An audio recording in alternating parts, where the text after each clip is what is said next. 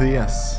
Otro episodio de Hammerspace. Esto empieza oficialmente la segunda temporada. Que, como dije en el video anterior, iba a ser un poco de filmmaking y dar mi educación de gratis. Creo que ese es como que el eslogan de los próximos capítulos. ¿A qué me refiero con eso de dar mi educación de gratis? Yo estudié ingeniería de la computación y también estudié cine. Y siento que si bien estudiar cine es algo que no está mal, hay que ser muy cuidadoso dónde se estudia y cómo se estudia, porque a nivel de inversión no suele ser la mejor inversión directa, porque hacer cine es más un deporte que otra cosa. Hacer mierdas audiovisuales son cosas que se van mejorando con la práctica, con la técnica y entendiendo desde sus fundamentos cómo producir buenos resultados. Una de las cosas con las que yo más me siento cómodo es escribiendo. Por eso tengo un newsletter, por eso escribí un libro de cuentos, por eso Twitter es de mis redes sociales favoritas, a diferencia de redes sociales más enfocadas en cosas como fotografía o video, tipo Instagram. Y he escrito varios guiones a lo largo de mi vida. Y la idea aquí, con estos episodios del podcast, va a ser empezar desde la base de cómo se hace una película, desde lo primero que tienes que hacer, hasta el final, hasta distribuirla.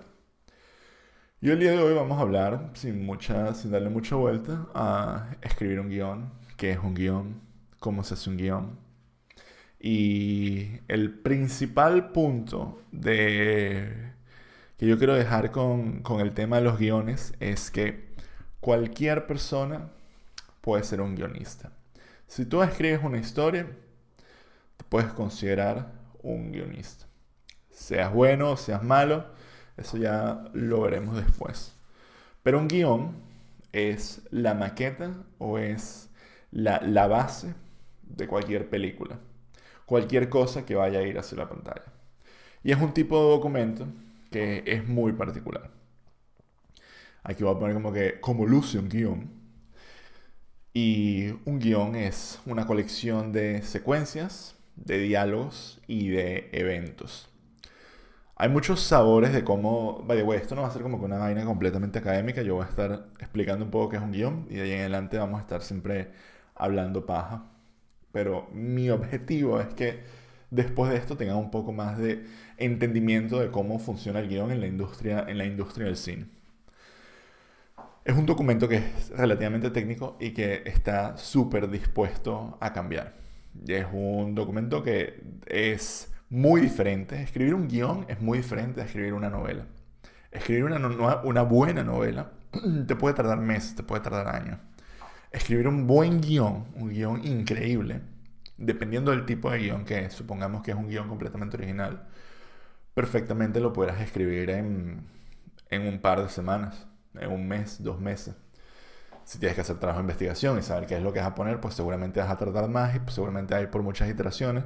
Pero un guión como documento tiene muchas reglas y una de ellas es que el número de páginas tiende a ser como 1 minuto por página. Es como una representación de la duración de la película o del documental o lo que sea que estés haciendo. Es como una referencia que más o menos se marca como cierta.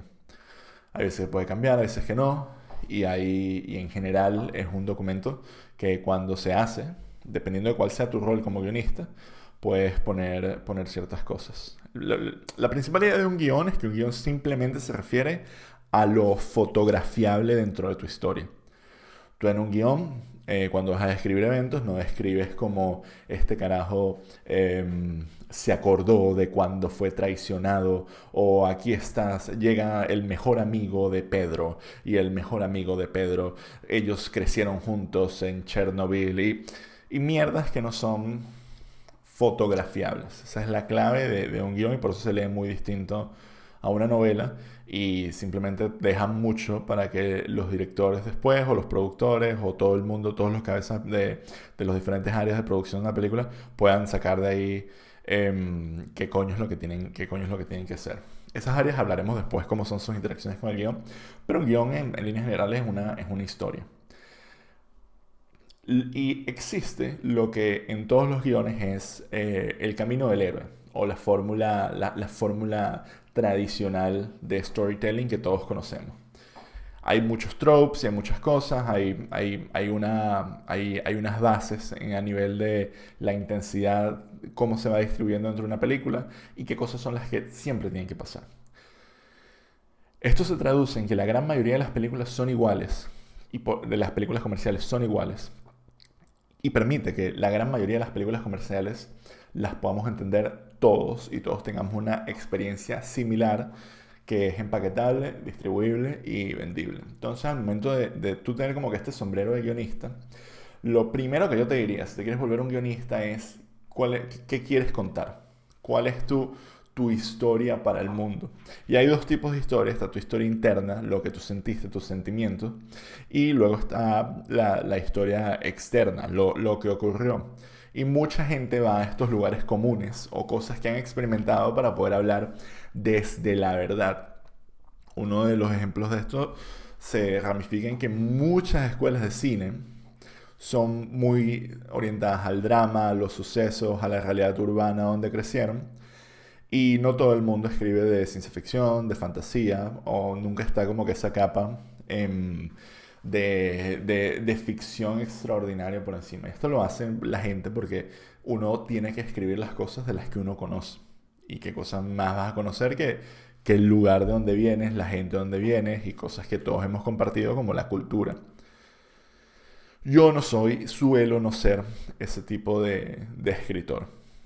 No es que no me guste, no es que no tenga nada que decir que tenga un carácter cultural, sino que siento que me gusta digerir y racionalizar los mensajes que tengo a través de mierdas un poco más fantasiosas y artificiales. Cuando digo artificiales no me refiero a falso, me refiero a lleno de artificios. Posiblemente hay una palabra mejor para explicar eso, pero no la tengo. Y yo le diría a cualquier persona que está pensando en volverse guionista, le diría: escribe, siéntate y escribe. Empieza escribiendo cualquier mierda y el primer draft de todo lo que tú hagas va a ser una basura. Y el segundo puede que sea mejor, y el tercero un poquito mejor, y luego el cuarto capaz es un poquito peor. Y la idea es que esto se vuelva un trabajo, tu trabajo cada vez vayas colaborando con más gente, recibiendo feedback y entendiendo un poco qué es lo que quieres hacer.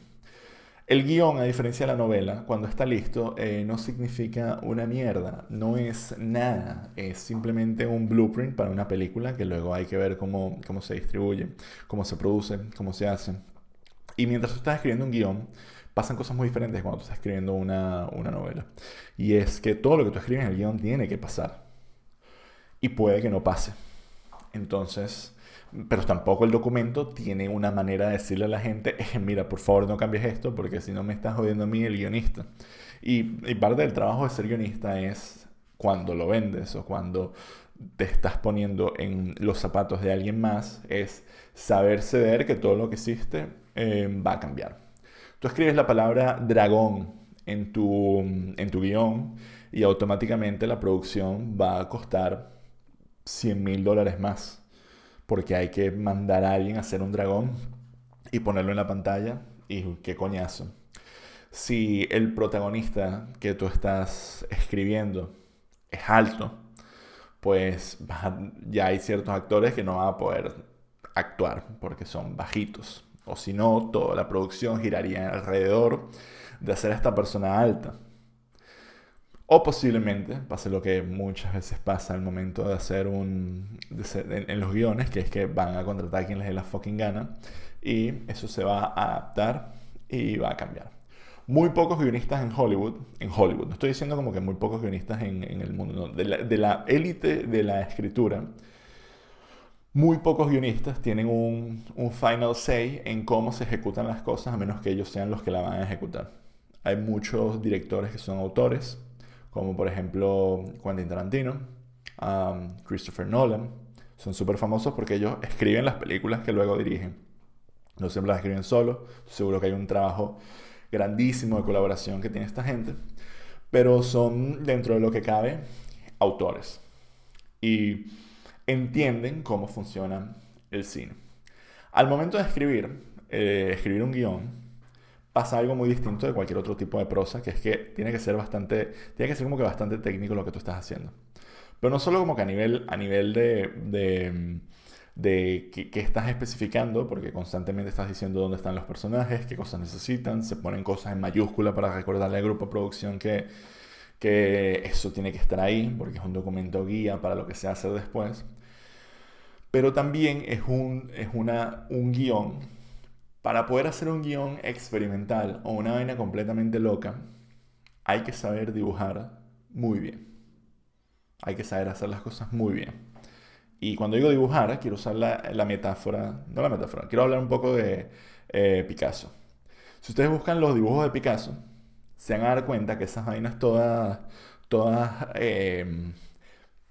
que pareciera ser improvisadas o que cualquier huevón puede dibujar algo, um, que son Picassos, son obras que nosotros vemos y decimos, coño, no está tan complicado, vienen de un carajo que era capaz de casi que dibujar fotorrealista, de una forma fotorrealista antes, y que además se entiende que tiene un conocimiento increíble de la anatomía humana y animal en muchas de sus obras. Y una vez que entendió esas cosas básicas del guión, del arte, mm, pudo hacer su propia vaina. Y lo mismo aplica cuando estás escribiendo guiones o estás aprendiendo esos guiones. Hay una cantidad increíble de libros de screenwriting. El más famoso de todos es de Robert McKee, que te cuentan cómo coño funciona, cómo coño tiene que funcionar un guión. Y es sencillo.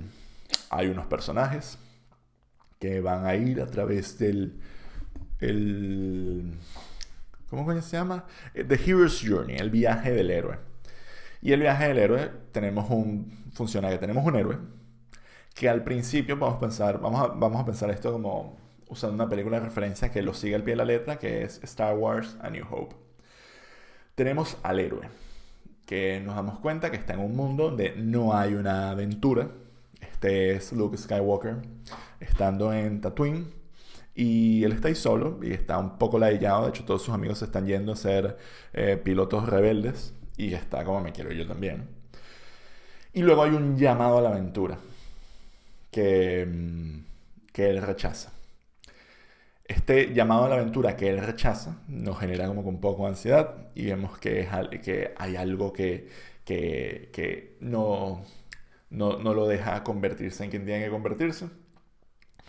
Y después hay un llamado verdadero a la aventura que él sí acepta, que es el segundo llamado. Es cuando, bueno, básicamente matan a sus tíos y él se tiene que ir y él decide convertirse en un Jedi junto con la ayuda de su mentor, Obi-Wan Kenobi. Conocen un poco más personajes, se establecen los objetivos y luego muere el mentor, dejando nuestro personaje solo, en su peor momento, enfrentándose a sus obstáculos. Y después de ese bajón, empieza lo que nosotros llamamos el tercer acto, que es donde el héroe destruye a sus enemigos, habiendo aprendido un montón de cosas. Y en el caso de Luke Skywalker, él se monta en una nave, utiliza la fuerza y destruye la estrella de la muerte. Y ya, y se acaba la película. Eso es A New Hope. E igual que eso es A New Hope, eso también es Iron Man.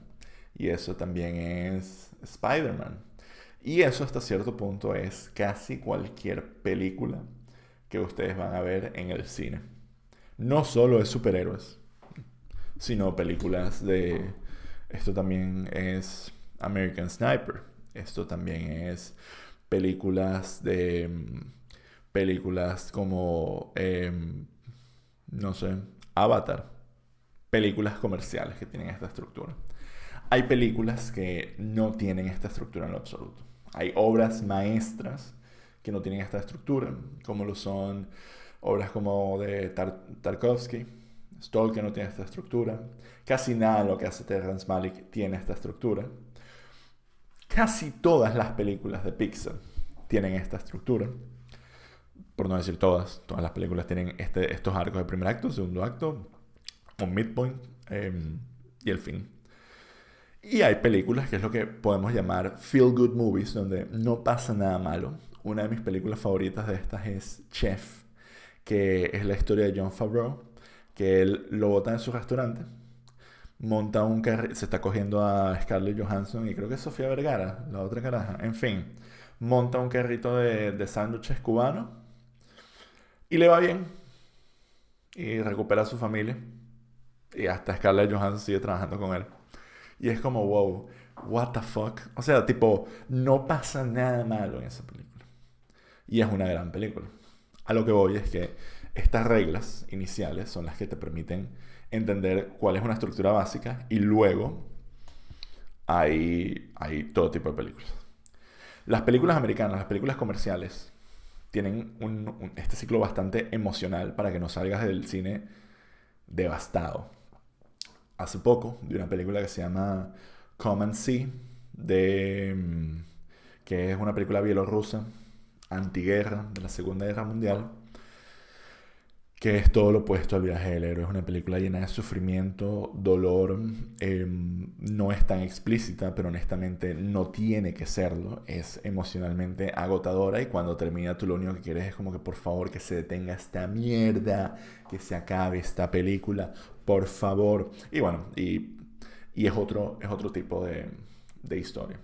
Hasta ahorita no estaba, o sea, ustedes dirán, coño, estás hablando de películas, no estás hablando de guiones, pero sí. Y es que el tema con un guión es que de un buen guión puede que salga una buena película.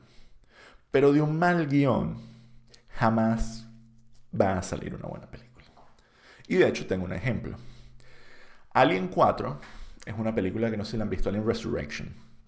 Si no la han visto, recomiendo que las vean. Yo recomiendo que vean todas las películas de Alien, incluso las últimas, las de Prometheus y Covenant, porque ves como se ha tratado de revitalizar la franquicia hasta cierto punto y no creo que lo haya logrado, especialmente en la última, creo que es una mierda. Prometheus en su momento me gustó mucho. Capaz si la veo hoy no me termina de convencer. Pero Alien 4 es una película que fue dirigida por el director de Amélie, un francés. Y fue escrita por Josh Whedon. Sí, Josh Whedon, director de dos películas de los Avengers, Buffy the Vampire Hunter y un carajo que es muy famoso por haber transformado la comedia en el cine y la televisión. Gracias a ese carajo, en gran parte, hoy en día todo el mundo está echando chistes. Antes de Josh Whedon, antes de que él normalizara todo este pedo de que mira, todo el mundo en el set va a ser sarcástico, snarky y gracioso, existía lo que eran los comic reliefs. Había un personaje que te hacía que te cagaras de la risa, como el infame Jar Jar Binks. Y ese humor de él es algo que transformó toda la industria para bien o para mal. Él escribió Alien 4.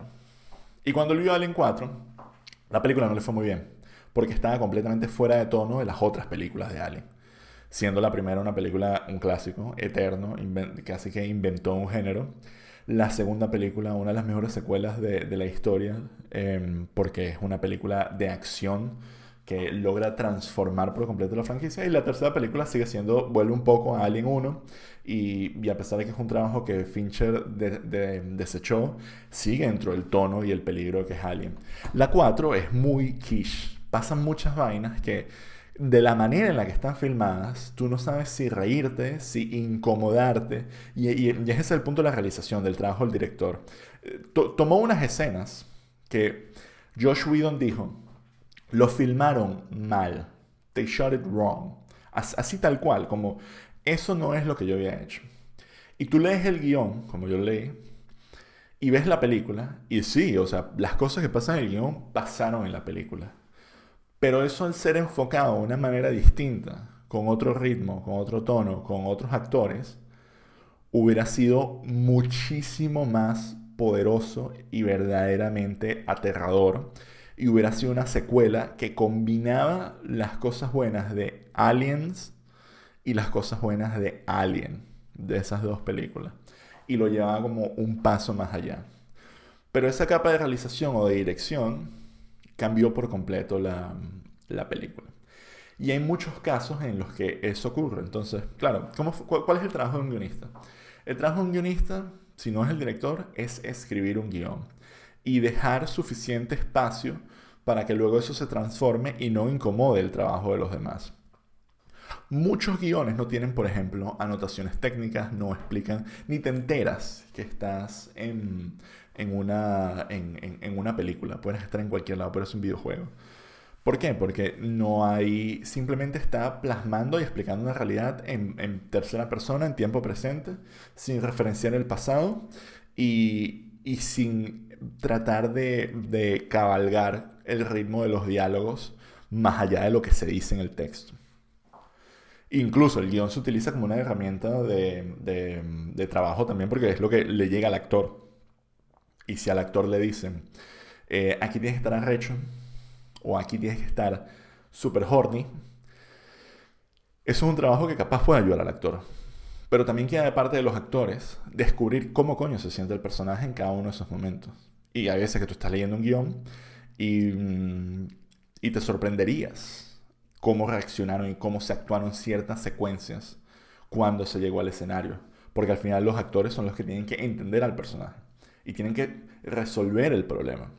Porque un guión es un problema súper complicado en todo sentido. En el momento que tú escribes la primera línea y pones interior habitación, y es como que, coño, necesitamos una habitación. Y luego pones interior habitación 1986. Coñuela madre, 1986. Eso fue hace más de 30 años. Vamos a tener que conseguir ropa de 30 años. Vamos a tener que conseguir una habitación hace 30 años. Noche. Coñuela madre, es de noche. Vamos a tener que trabajar de noche. O vamos a tener que oscurecer toda la habitación. Vamos a tener que conseguir una habitación a la altura del suelo donde podamos tapar las ventanas, porque si nos buscamos una habitación que está en el sexto piso, vamos a tener que trabajar de noche. Ves la primera línea. Desde la ventana vemos la luna llena. Coño en la madre que... O grabamos una ventana desde la luna llena, o buscamos una ventana donde se ve la luna llena en un momento específico, o vamos a tener que hacer... Y así vas. Plum, plum, plum, plum, plum, plum, plum. Cada línea es un problema que alguien de algún departamento tiene que resolver y que tú estás generando para alguien más porque tú quieres contar algo. Porque te da la puta gana contarlo. Y al final tienes lo que, bueno, en teoría se va a convertir en una película. Y estos problemas hay veces que no se van a poder resolver. Puede que lo de la luna llena no se vea atrás de la ventana. Y es como que, bueno, vamos a tener que comprar un stock de luna llena, o si alguien tiene una foto de la luna llena lo ponemos en After Effects como si estuviera moviendo y nos haga bola. Porque sale más barato que esperar que haya luna llena, porque no vamos a tener la cámara para ese momento, y así vas encaletando, vas resolviendo problemas que van a cambiar lo que está en el guión. Y vas a tener que negociarlo no con el guionista, sino con los recursos que tienes en el momento. Entonces tu mejor opción como guionista, y aquí donde viene como la segunda parte de este episodio, que es ¿cómo coño me convierto en guionista? Primero, escribiendo que jode. Escribiendo que jode y escribiendo un montón de guiones y estar consciente que muchos guiones que vas a escribir no se van a hacer. Y esa es la vida del guión. Y luego vas a querer venderlo. Esto sí eres un guionista. Entonces, ¿a quién se lo vendes? Y esta es la parte que más duele de todo esto. Que es que se lo vendes a gente que tienes que contactar y que tienes que hacerte amigos de ellos y tienes que pertenecer a la industria. Si yo te dijera que la única manera de verdaderamente decidir que te vas a convertir en un guionista es mudándote a Los Ángeles, tú posiblemente me dirías, ahorita capaz no tanto por el tema del coronavirus, pero yo creo que sí. Tú me dirías qué bolas que eso es así, pero es así. Si tú quieres vender un guión en Hollywood, tú se lo tienes que vender a la gente que trabaja en estos estudios, en estas productoras. Y te lo van a tener que comprar no porque de verdad sea una vaina increíblemente valiosa para ellos, sino porque tienen un presupuesto para comprar guiones o porque tienen que hacer una película. Y eso hablaremos cuando tengamos cuando hagamos el capítulo de producción. Pero al momento de decir, ¿cómo coño se hace una película? Hay muchas razones. La primera es que hayan cosas que pareciera que va a pegar, tipo que todo el mundo está hablando de eso. Tipo ahorita posiblemente se están haciendo algunas películas sobre el coronavirus, no vamos a decir que no. Posiblemente se están haciendo algunas películas sobre criptomonedas, posiblemente se están haciendo algunas películas sobre historias que están pasando sobre Black Lives Matter, o va a ser cosas que cambien radicalmente los guiones que ellos tienen, o posiblemente tienen guiones que ya no pueden sacar porque la perspectiva del público ha cambiado radicalmente. Y es ahí donde entra la idea de que hay como que tú un mercado de guiones donde te pueden comprar un guión por X, Y o Z. Si tú eres famoso y ya has hecho guiones y ya eres, no sé, vamos a suponer que eres Charlie Kaufman o eres Aaron Sorkin, em, tú ya no eres solo un guionista, tú eres un productor, porque el hecho de que tu nombre esté atado a una película hace que mucha gente vaya a verla y que mucha gente quiera participar a trabajar contigo. Entonces esta gente está en otra liga. Cuando llegaste a ese punto, ya simplemente puedes hacer lo que te dé la gana, puedes retirarte porque eres millonario. Y yo diría que hay un máximo de 50 personas en el mundo que tienen esa capacidad, digamos, a nivel Hollywood, a nivel global. Cada país seguramente tiene su Charlie Kaufman, por así decirlo, que es un carajo que puede decir, este año voy a hacer una película, o este año voy a escribir una película, esta película se va a hacer. Pero si no eres estos carajos, pues tienes que tratar de escribir tu historia. Y tener muchas historias. Y conocer gente de la industria. Y la realidad es que existe mucha gente que lo que le gusta es producir. Hay gente con dinero capaz de hacer películas. Hay gente con capacidad técnica que quiere producir vainas. Y una buena forma de empezar para practicar es con cortometrajes. Que ojo, he aquí un tema que pasa muchísimo cuando estás haciendo cine, que todo el mundo es como que verga, deberías hacer un corto. Es verdad. Todo el mundo que quiere hacer cine debería hacer unos cuantos cortos, pero luego tiene que salir rápidamente de eso. ¿Por qué? Porque si bien es un deporte, hacer una película es un maratón. Y las habilidades que tú necesitas para participar en un maratón no son las habilidades que tú necesitas para hacer un corto. Yo he participado en más de 30 cortos, haciendo diferentes mierdas, hasta de operador de micrófono, cargando, cargando el micro. Y es muy cool. Y luego cuando lo ves en pantalla, está bien. Pero pregúntate a ti mismo, ¿cuándo fue la última vez que viste un corto? Y que sabes que lo viste no fuera por obligación, porque estaban amigos tuyos. No es algo que activamente la gente esté persiguiendo. ¿Cuándo fue la última vez que viste una película de un amigo tuyo? Eso también es algo que te puedes preguntar. Y pudieras decir, mis amigos no han hecho películas. Y es que claro, porque, bueno, resulta que son muy difíciles de hacer. Y involucra sentarte por unos 2 o 3 años a decir, yo quiero sacar este proyecto. Poca gente puede darse ese lujo. Pero a nivel de guionista, tú puedes escribir una cantidad de cortos o incluso tomar cosas que han pasado y convertirlas en un corto, practicando un poco la técnica, practicando un poco la prosa, practicando un poco el formato. Y si alguno se hace, bien, los puedes hacer tú. Hoy en día un teléfono tiene, de por sí el teléfono tiene 3 cámaras más el zoom digital y graban bien. Son teléfonos que perfectamente tienen buena batería, pudieran grabar unas buenas secuencias y si ensayas, pues todo el mundo puede hacer un corto. Y yo creo que para comenzar a escribir, puedes comenzar escribiendo cortos. Pero más temprano que tarde, de verdad tendrías que afrontarte la idea de cómo me convierto ahorita en un escritor de películas y decir, y lo que tienes que hacer es sin duda comenzar escribiendo películas que tengan cierta tradicionalidad, que sean cosas que tú digas, ok, esta película tiene esta composición, esta es la trama, esta es la premisa, estos son los personajes y esa es la otra parte del craft que me gustaría hablar un poco. Y es que hay muy poca variedad cuando tú comienzas a escribir. Primero vas a tratar de escribir las cosas que tienes cerca. Vas a tratar de poner en papel, a menos que tengas muchísima imaginación o tengas muchísimas referencias, vas a tratar de poner en papel cosas que tienes muy cercanas. Temas familiares, situaciones con tus amigos. Y vas a tratar de buscar personajes que se asemejen a personas que también conoces. Y a diferencia de una novela, tus personajes no van a funcionar, como dice George Martin, como un jardín. Tú no los vas a sembrar y vas a ver a dónde se van.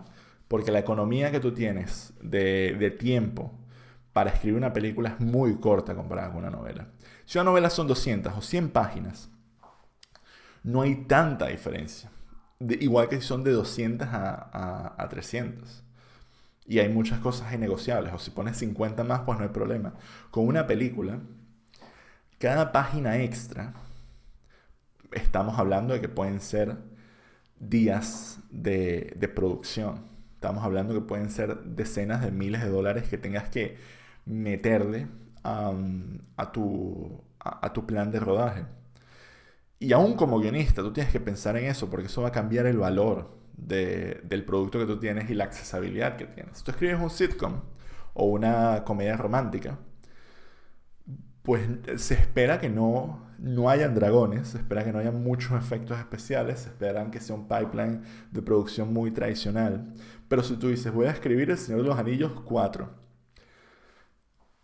posiblemente eso se te quede frío y posiblemente esa no sea la mejor opción a nivel de carrera, ojo. Puedes sin duda hacerlo y no hay ningún peo. Y yo creo que una persona que es buena escribiendo guiones no necesariamente es buena escribiendo novelas, ni viceversa. De hecho, no sé qué si ustedes son muy fans fuck, se me fue el nombre, de Sanderson. Él es un autor súper prolífico de fantasía. Y él, carajo, recientemente estaba hablando de que él decidió aprender a escribir screenplays porque él quiere formar parte de las adaptaciones de varias de sus obras. Y estamos hablando de un carajo que gana millones de dólares por ventas de sus libros de fantasía. Y él mismo dijo, wow, necesito aprender esto. Porque es un craft que de verdad tiene sus límites. Tiene sus límites para que lo que sea que tú estés haciendo en verdad al final se pueda producir. Esta es una de mis películas favoritas. Se llama Dread. Es de Alex Garland, que es de mis escritores favoritos. Alex Garland ha escrito cosas como The Beach. Ha escrito los guiones de The Beach, de 28 Days Later, 28 Weeks Later. Escribió Ex Machina, que también la dirigió, y también escribió y dirigió Devs, la serie. Y esta es una de las mejores adaptaciones de videojuegos que existen. Esto que tengo acá es una mezcla de... Es un storyboard, que es como el próximo paso que usualmente se da una vez que ya tienes un guión. Y es que tienes que planificar como que varias de las secuencias. Y esto está como que mezclado. Este es básicamente The Illustrated Script. Y yo lo que quiero demostrar con esto es qué tan maleable puede ser un guión. En el sentido de que literal lo puedes acompañar con... Yo estoy seguro que esta no era la versión final. O sea, estoy seguro que hay un documento que es el guión de Dredd. Y esto al final es algo como que puesto comercialmente. Pero esto también como tal, super armado y todo lo demás, es un trabajo en el que tú puedes llegarle con esto a un productor y decir, mira, esta es la película que yo quiero hacer. Y ya tiene como que cierto trabajo de imágenes, ya están los diálogos, hay concept art. Y lo que ocurre en este proceso sigue siendo completamente creativo y completamente dirigido en función de qué es lo que va a ir en la pantalla. Pero cada vez abriendo un poco más la planificación. Y hasta este punto, la cantidad de dinero que tuviste que haber invertido no llega a ser nada comparado con los millones de dólares que harían falta para hacer una película de este estilo.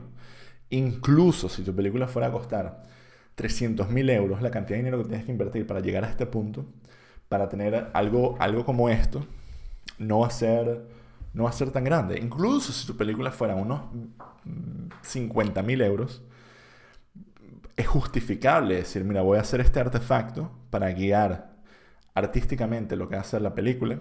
Y capaz esto se escapa un poquito más allá de las responsabilidades del guionista, seguro. Pero el guión como documento es demasiado maleable, demasiado efímero y se pierde demasiado. Ahí están estas cuentas tipo Screenplate, que voy a poner aquí un clip. Hey, you never did tell me who recruited you, Neil. Haven't you guessed by now? You did. Only not when you thought. You have a future in the past. Years ago for me, years from now for you. You've known me for years. For me, I think this is the end of a beautiful friendship. But for me, it's just the beginning. Ese clip es de... muestra como, bueno, eso, como a veces cambian un poco los diálogos, donde dentro del texto no se está comentando qué va a estar haciendo, qué va a estar viendo la cámara en cada punto. Y ha habido tanto trabajo desde que se escribió esa línea hasta que finalmente se filmó. Y que después llegó al cine, que posiblemente han pasado años. Entonces es una relación muy diferente a la de un novelista, la que tiene un guionista con su trabajo. Porque es una fundación, son las bases de concreto de cualquier película, está enterrado debajo de la película. Y al final, cuando se da un Oscar a alguien por mejor guión adaptado o mejor guión original, uno de verdad no sabe cuál es a quién coño o por qué se le está dando el guión a esta persona, el Oscar a esta persona por guión. Porque de verdad no hay una claridad para ver el documento. ¿Cómo sé que lo que pasó de ahí llegó para acá? ¿Cómo sé que tanto no está improvisado por los actores? ¿Cómo sé que tantas cosas no cambiaron? Entonces, lo que es el guión pasa a ser simplemente el fundamento. Yo no siento que sea fácil en lo absoluto hacer una carrera de guionista. Lamentablemente, porque es algo que hay muchos guionistas y hay muy pocas películas que se hacen. Es posible hacer un guión y que te lo compren, sin duda, dependiendo de cuál sea tu precio. Vivir de eso, tendrías que ser, siento que, muy exitoso o muy prolífico y estar siempre bien conectado para que eso funcione.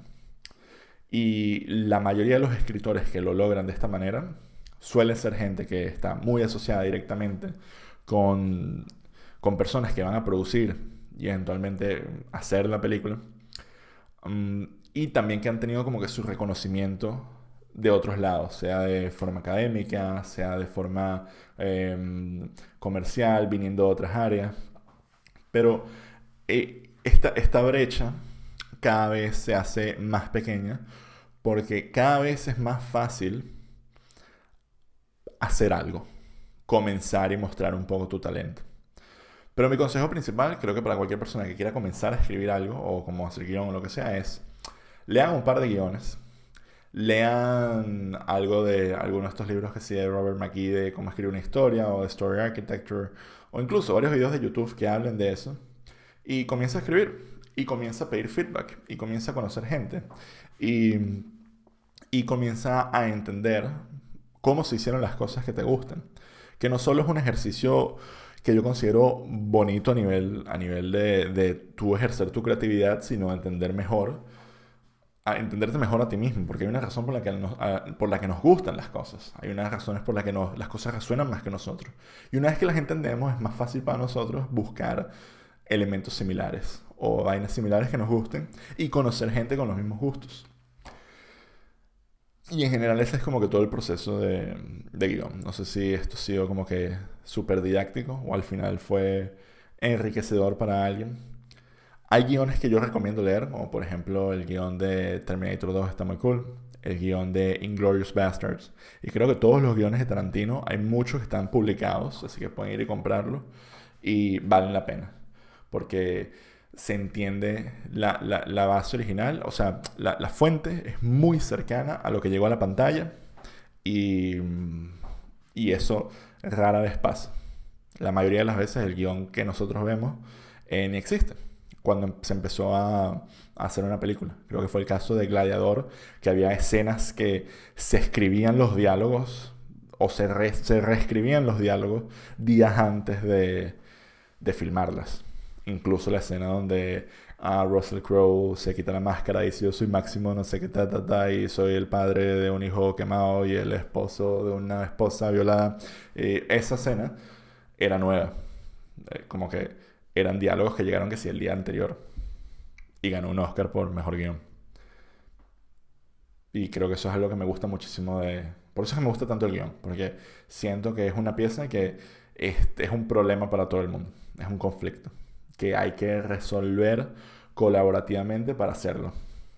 Y bueno, y que es más fácil escribir una novela, pues nada, huevo, nada de ladilla escribir una novela ahí hablando que sí, siendo todo diegético y todo introspectivo y todo, que ladilla. No, mentira, también me gustan las novelas, pero ustedes entienden lo que estoy diciendo, yo soy medio flojo. O sea, es como la otra cosa que me gusta del guión. No puede ser flojo porque, mira, ya alguien lo puede arreglar. Si esto es una mierda, ya el actor dirá, "Men, esto es una mierda", y lo cambian y bueno, ya te pagaron. Y ya, me quedé sin más nada que decir.